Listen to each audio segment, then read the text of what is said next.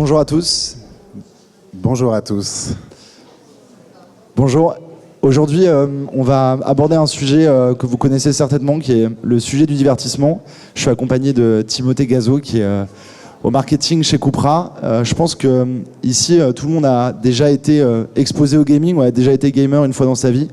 Je vais vous demander, pour réveiller un peu la salle, qui est gamer ici dans cette salle aujourd'hui?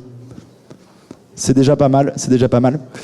On va vous parler de ce sujet spécifique parce qu'on a accompagné Cupra sur le territoire du gaming et de l'e-sport depuis maintenant quelques mois avec une stratégie marketing sur le long terme.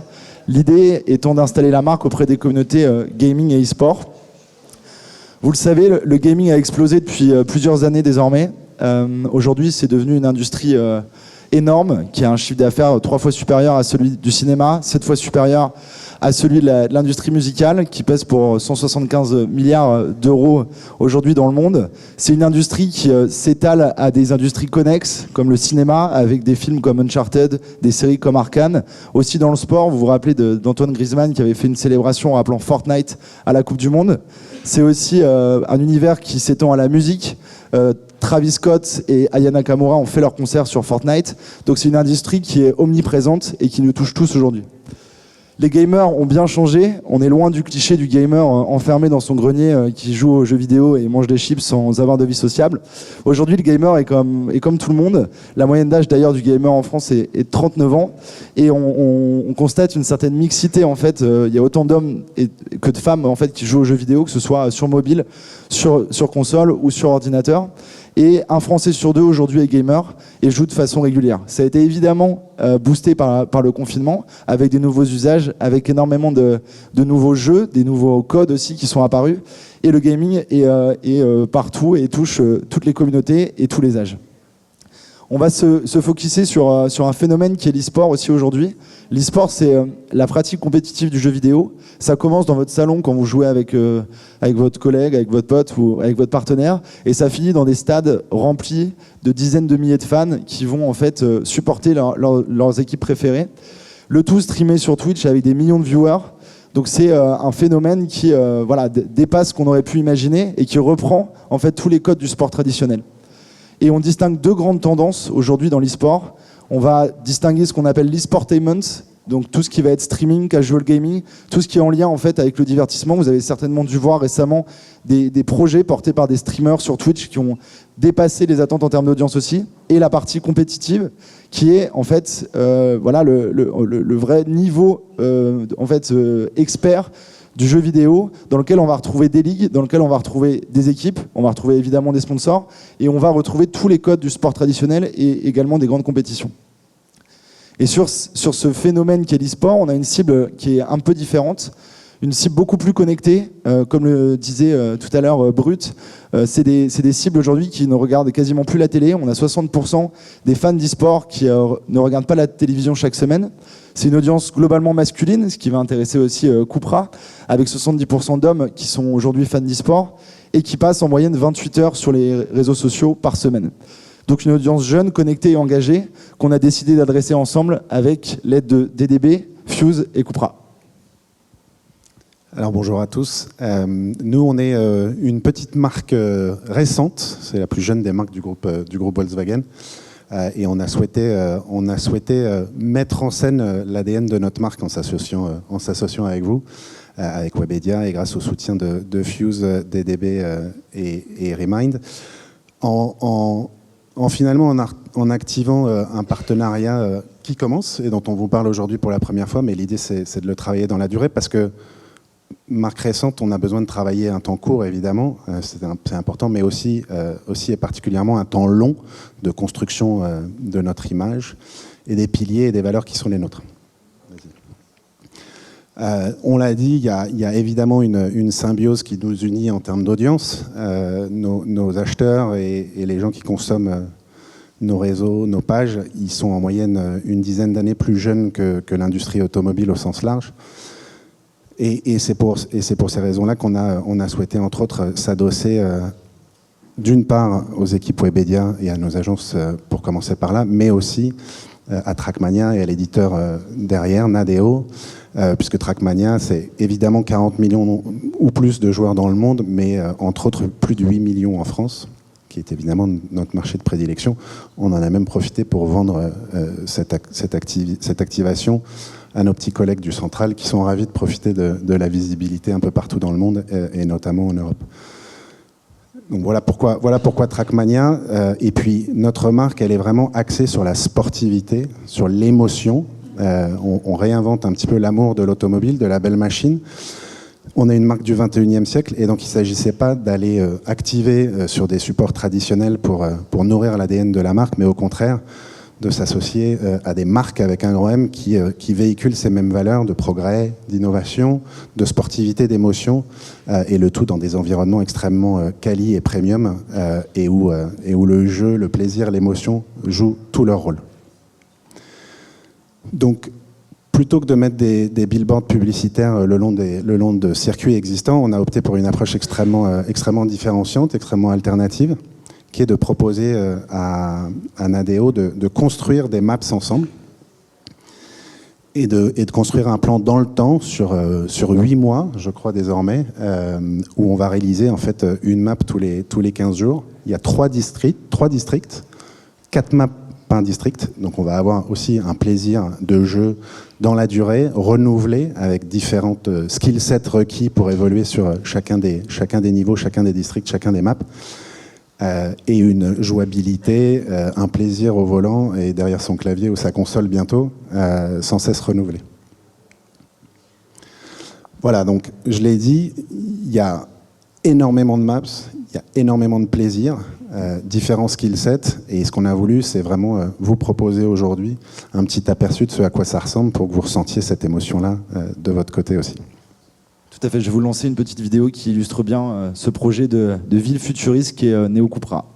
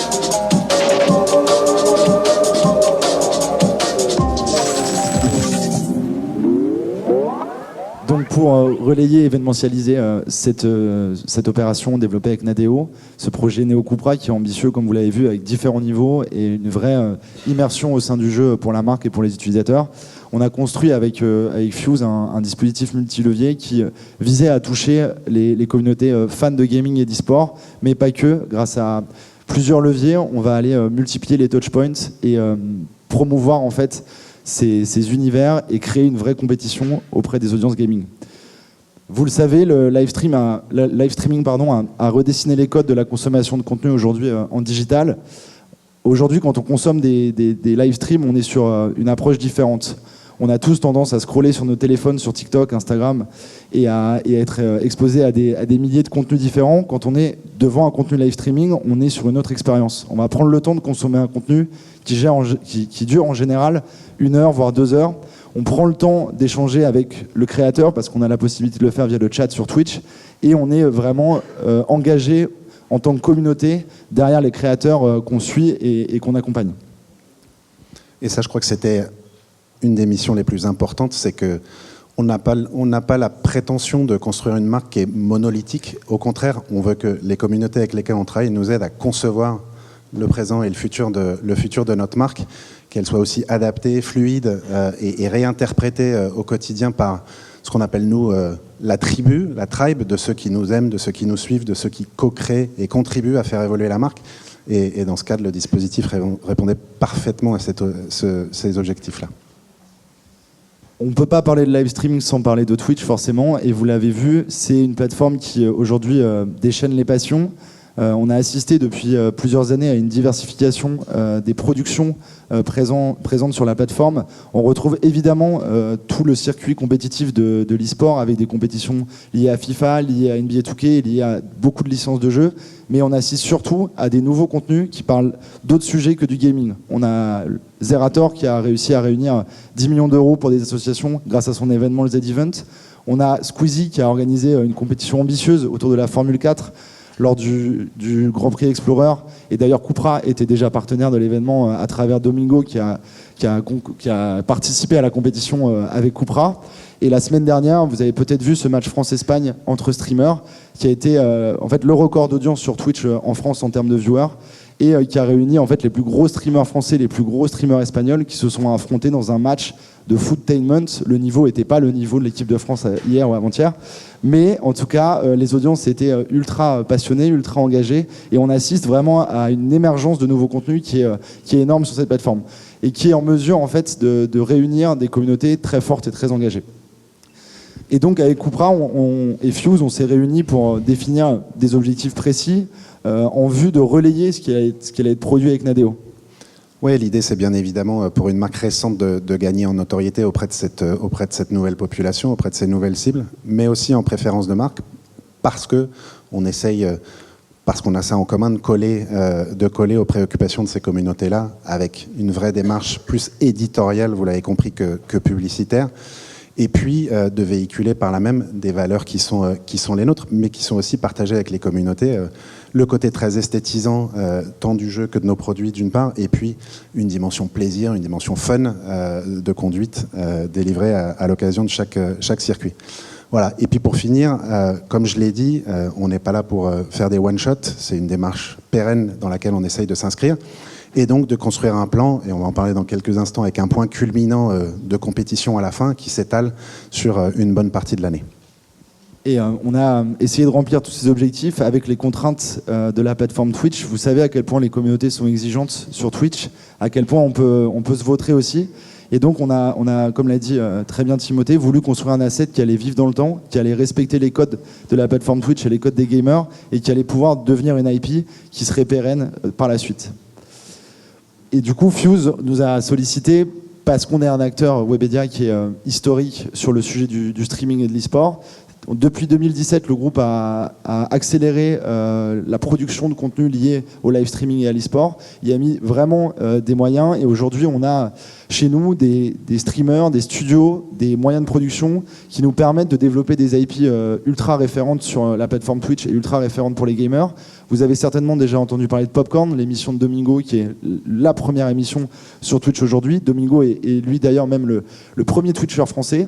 On produit aussi des émissions comme Zach en roue libre, qui est une émission de talk dans laquelle le streamer Zach Nani reçoit des invités, et son dernier invité en date, c'était Karim Benzema, qui est venu en fait débriefer de la remise de son Ballon d'Or, et il l'a fait sur Twitch chez Zach Nani. Et on produit aussi une web TV qui s'appelle Le Stream, que je vais vous présenter juste après. Mais cette slide pour rappeler que Webedia a une réelle légitimité pour accompagner une marque comme Cupra sur les sujets de live streaming, sur les sujets d'e-sport, parce que ça fait des années qu'on y croit et on a été vraiment pionniers sur le sujet. Donc ce qu'on a envisagé avec Cupra pour relayer cet environnement néo-Cupra, c'est une prise de parole de 7 mois qui est orchestrée autour de plusieurs leviers. Donc le premier levier, ça va être le live streaming sur Twitch, avec une prise de parole régulière sur notre web TV, le stream, avec des formats qui mettront à l'honneur évidemment les nouveaux circuits qui sortent chaque semaine, enfin toutes les 2 semaines, pardon. On va aussi utiliser nos marques médias.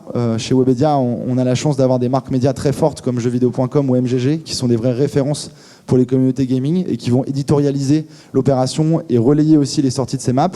Et évidemment, on va faire appel à nos influenceurs, parce qu'on a une centaine d'influenceurs exclusifs chez Obedia, parmi eux des streamers référents sur les sujets Trackmania, et on va les activer pour mettre à l'honneur ces maps, dans le but de créer une opération en fait, qui sera une compétition d'e-sport, et qui va permettre à tous les gamers de concourir dans ce qu'on va appeler la Cupra Cup, qui va être une compétition à laquelle vous pouvez tous participer, et qui se terminera par une grande finale en avril, devant un public déchaîné, je l'espère. Donc la stratégie, c'est vraiment de capitaliser sur un média fort installé sur Twitch qui est le stream, d'activer des incarnants iconiques légitimes pour parler de Trackmania, d'installer des programmes récurrents. Encore une fois, on n'était pas là pour faire un one-shot, mais vraiment de légitimer l'association de Cupra à la licence Trackmania. Et on va produire de l'événement parce qu'aujourd'hui, Twitch offre cette possibilité, produire des événements physiques et les relayer auprès de communautés très engagées. C'est la promesse en tout cas de la Cupra Cup. Donc le média qu'on a décidé d'activer, c'est le stream. Alors le stream, c'est un projet fou qui a été lancé il y a un peu plus de 5 ans par 30 animateurs influenceurs qui se sont dit on va penser notre chaîne Twitch comme une chaîne de télé. Et on va produire des contenus tous les jours sur cette chaîne et on va produire des émissions sur la cuisine, sur le gaming, sur le cinéma, sur le voyage parfois, sur les jeux de société. Et c'est vraiment pensé comme une chaîne de télé avec une grille que vous voyez à l'écran. Et en fait, voilà, cette récurrence des contenus fait que la Web TV s'est installée au fil des années et réunit maintenant plus d'1,6 million de fans. Et donc s'associer à une Web TV comme le stream, c'est avoir une garantie de récurrence de contenu, la garantie de s'adresser aux bonnes cibles et aux vrais fans de gaming, parce qu'on est quand même à la base sur des cibles gamers, et la possibilité aussi de créer des contenus sur mesure. Vous le savez, sur la télé, on est quand même sur pas mal de contraintes au niveau des programmes publicitaires qu'on peut imaginer avec les marques. Ici, sur le stream, on va pouvoir créer un programme sur mesure pour Cupra et événementialiser le programme Néo Cupra. Donc on a un format qu'on a créé pour Cupra qui s'appelle le Before du Recap. C'est un format existant, c'est un peu, si vous voulez, le petit journal à l'époque du grand journal qui en fait annonce un format qui s'appelle le récap sur la chaîne. Le récap, c'est l'émission phare du stream, tous les jours à 18h30 ou 19h. Et avant ce format phare qui est le récap, on a le before du récap. Et à chaque sortie de map, en fait, on va créer un before du récap Cupra, dans lequel, enfin qu'on va nommer d'ailleurs le before de Cupra, et dans lequel on va relayer les maps et l'opération Trackmania. Et ça, croyez-moi, c'est pas simple quand on a l'habitude d'être en contrôle absolu du discours, de la forme et du fond. Je peux que vous encourager à faire des tests et de construire votre propre retour d'expérience, bien évidemment. Ceci étant dit, derrière le risque, il y a un retour. Et le retour, c'est que depuis le 10 octobre qu'on est live, chaque map qu'on a lancée recueille environ 20% de temps passé en plus par rapport aux maps traditionnelles de Trackmania. Donc, vous voyez, le retour, il est relativement rapide à obtenir. Et surtout, on parlait de crédibilité il y a quelques instants. En fait, on réalise qu'il n'aurait pas pu en être autrement. Donc, on est plutôt pas mécontent d'avoir tenté le pari. Tout à fait, et du coup, en effet, il faut un certain lâcher-prise pour aller sur Twitch, hein, je te le confirme, Timothée, mais vous l'avez fait, et notre rôle, c'est aussi d'accompagner les marques sur cette stratégie sur le live streaming, parce qu'on cadre en fait les prises de parole qu'on fait avec nos partenaires. Nos streamers sont habitués à travailler avec les marques, et tout est scripté à l'avance et maîtrisé, je vous rassure. On a très peu de risques que le talent s'approprie le sujet ou parle mal de la marque. C'est des émissions du coup qui sont 100% dédiées et qui durent une quinzaine de minutes, dans lesquelles Wingobi et Reluti présentent la nouvelle map en direct sur le stream, et c'est aussi un moment où on va recruter des participants à la Cupra Cup pour s'inscrire à la compétition. De l'autre côté, on va activer les streamers aussi en propre. On a la Web TV, le stream, qui va nous permettre de faire de l'ongoing sur les publications, mais on va aussi demander à nos streamers de s'impliquer dans l'opération et de prendre la parole sur leur propre réseau. C'est le cas par exemple de Domingo, qui est un super incarnant, qui adore les bagnoles et qui est déjà fan de Cupra et a déjà travaillé avec Cupra, et qui lui est référent pour parler de Trackmania parce qu'il a longtemps streamé des parties de Trackmania sur sa propre chaîne. Et donc là, on va profiter de son audience et du gain d'audience qu'il va pouvoir apporter pour mettre en avant aussi chaque map et du coup proposer des live streams dédiés à Cupra sur les chaînes de nos talents. Et ça, c'est une vraie force, un vrai complément par rapport à ce qui est mis en place sur le stream pour aller toucher les audiences fans de gaming. On va aussi proposer de l'événementiel parce qu'on a envie de marquer le coup. Et l'idée, c'est de proposer 2 soirées en live qui vont être en fait des dispositifs d'e-sportainment dans lesquels on va créer un plateau aux couleurs de Cupra. On va réunir des streamers ultra référents sur le sujet Trackmania. On va réunir aussi des joueurs amateurs. Et l'idée, c'est de proposer des formats tournois en live produits depuis les studios de Webedia, dans lesquels on va utiliser les maps pour faire tester ces maps aux stars de Twitch et aux potentiels participants à la compétition. Ouais, et puis pour nous, du coup, ces formats Cupra Nights vont aussi être un moyen de voir et de mesurer si la réunion de la partie physique et de la partie digitale ou virtuelle a un potentiel encore inexploité et qu'on peut développer demain sur des formats, je l'espère, de plus en plus costauds. Tout à fait, plus costaud et on y vient. Du coup, l'objectif, comme je vous l'ai dit au départ, c'est vraiment d'organiser une compétition d'e-sport, la Cupra Cup, et de réunir des gamers passionnés de Trackmania pour les engager avec Cupra. Donc tout au long de l'année, la compétition va démarrer dans quelques semaines, mais tout au long de l'année, on va les recruter, on va les animer avec une dotation à la fin qui est un cash prize de 20 000 € pour arriver à un événement majeur dans l'e-sport, on l'espère, qui sera la grande finale Cupra. On est en train de définir le lieu, mais ce sera certainement un lieu qui accueillera beaucoup de public, on l'espère. Et on va proposer une soirée exceptionnelle, une compétition d'e-sport, avec un mélange entre le niveau professionnel et le niveau amateur, qui vont en fait pouvoir s'affronter uniquement sur les maps Cupra pendant un show exceptionnel de 2 heures qui sera relayé sur le stream.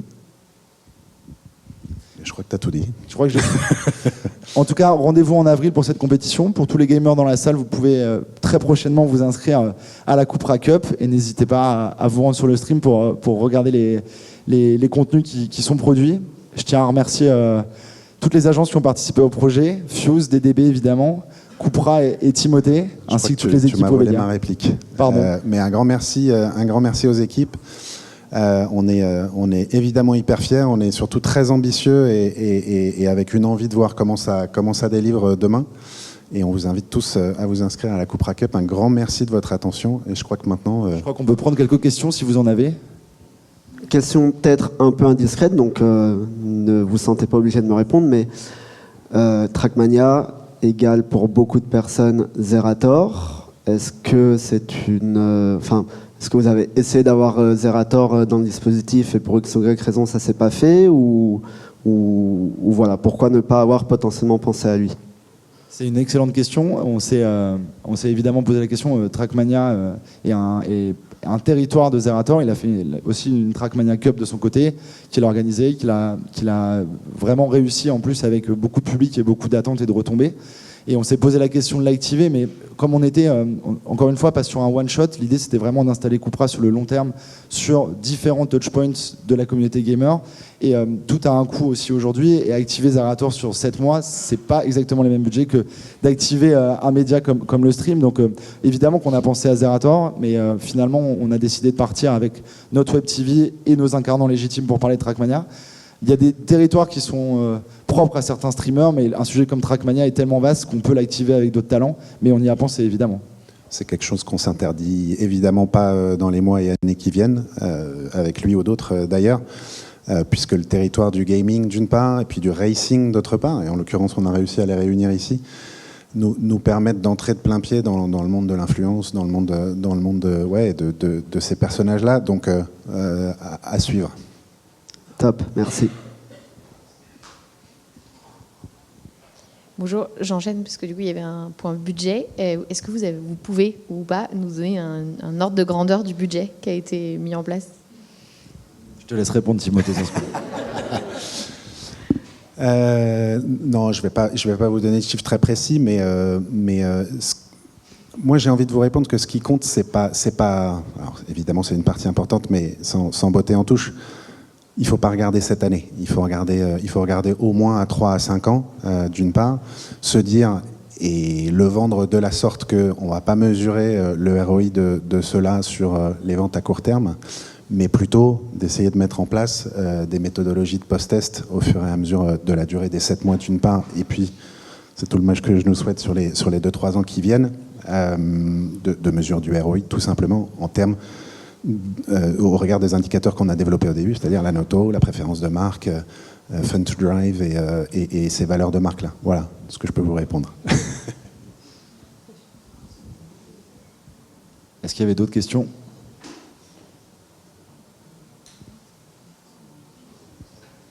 Encore une?